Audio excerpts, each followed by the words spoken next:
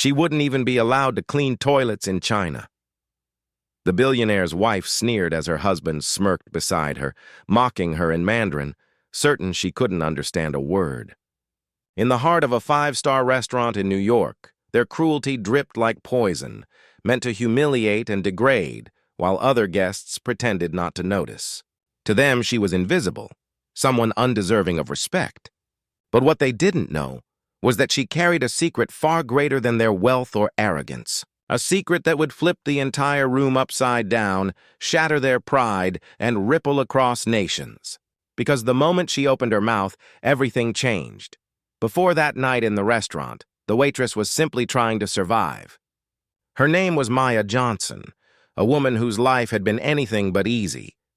To most, she was just another worker carrying trays, but behind that quiet uniform was a story few could imagine.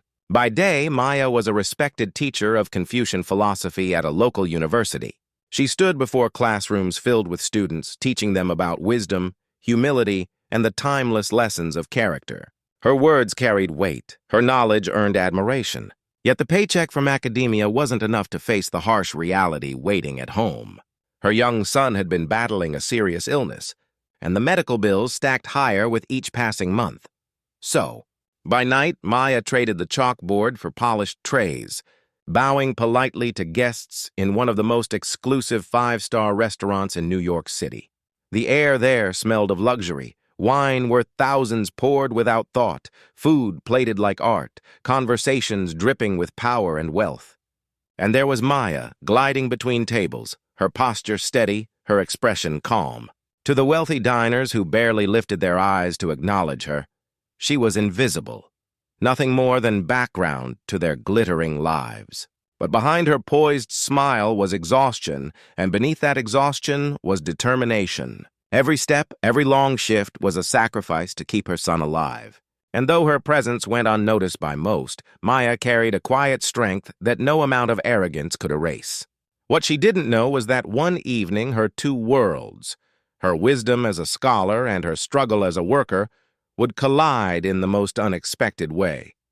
And the insult meant to belittle her would instead ignite a moment that spread across the world. The restaurant was alive with glittering chandeliers, hushed conversations, and the clinking of crystal glasses. Maya moved gracefully through the room, carrying herself with quiet dignity. But as she approached the corner table draped in white linen, her fate shifted. Sitting there was a Chinese billionaire couple newly arrived in New York for a high-stakes business deal. They radiated wealth and entitlement, every glance sharp, every gesture deliberate.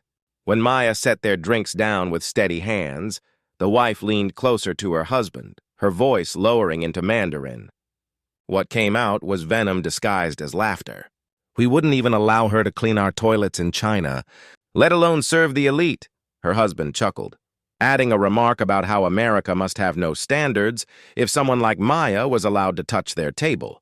They thought their cruelty was safely hidden behind language. To the couple, Maya was just a nameless face, a servant beneath their notice. But the words pierced through her like glass.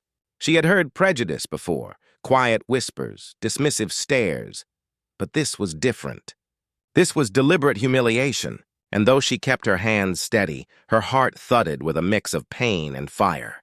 Across the restaurant, a few guests noticed the smirks, the dismissive hand waves. They saw Maya's silence and assumed it was submission. Phones stayed in pockets. Conversations resumed. No one expected a confrontation. But the air shifted, thick with something unspoken. Maya's mind raced. She could walk away, swallow the insult, and finish the shift like every other night. Or she could do the unthinkable, break the silence.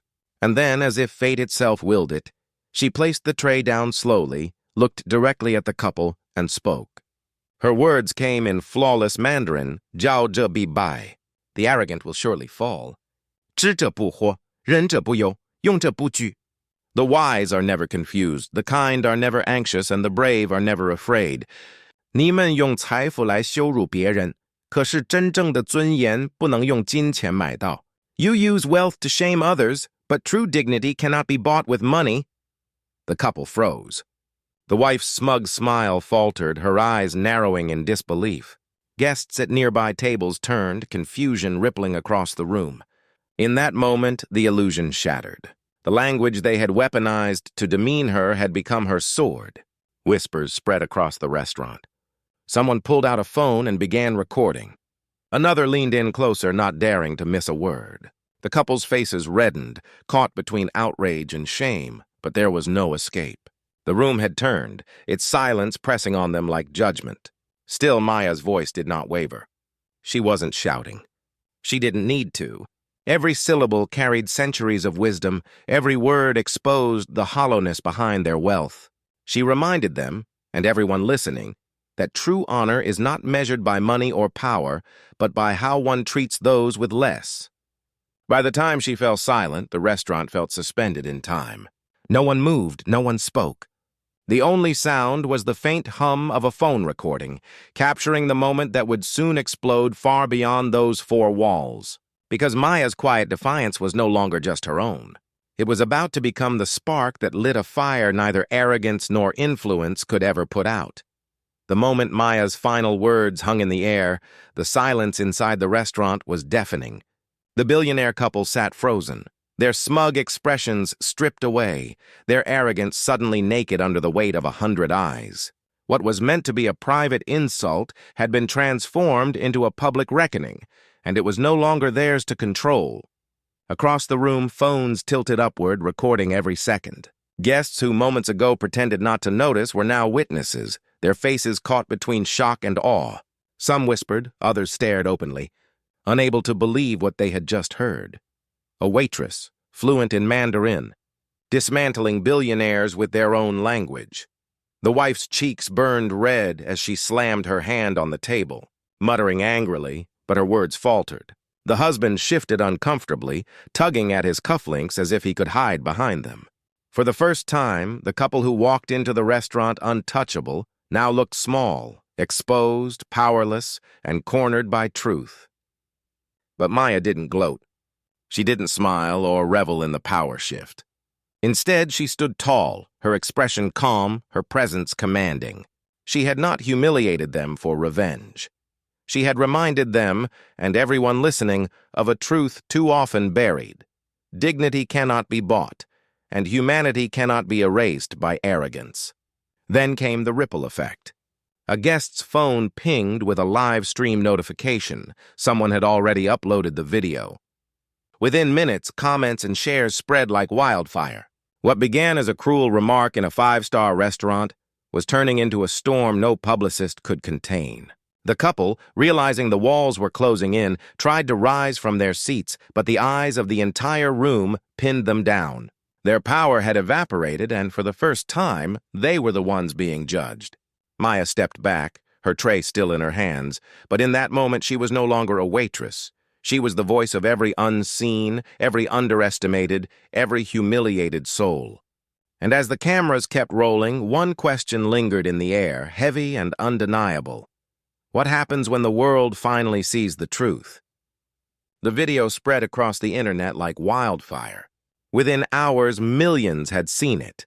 This quiet waitress in a five-star New York restaurant standing tall, speaking fluent Mandarin, and dismantling arrogance with ancient wisdom.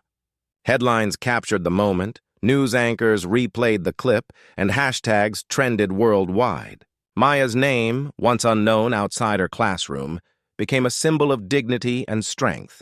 Support poured in from every corner, students, scholars, activists, even strangers who felt seen through her courage. Donations flooded a fundraising page for her son's medical care, and within days, the crushing bills that had forced her into double shifts were erased. Hospitals offered treatment free of charge. For the first time in years, she could breathe. And across the ocean, the story carried even greater weight. In China, the clip was played on national broadcasts, sparking heated debate about arrogance, humility, and the values of Confucius. A week later, an official statement came from the president himself, inviting Maya to lead a special Confucian workshop in Beijing. A woman once dismissed as unworthy was now honored as a teacher to the world. As for the billionaire couple, their empire crumbled overnight. Deals were canceled, business partners withdrew, and their names became synonymous with shame. Facing backlash both in America and at home, they issued a public apology, but by then the damage was irreversible. Maya had not sought revenge, but justice had found its way to her. And in her calm defiance, the world was reminded of something simple yet profound. True worth is not measured by wealth, but by character.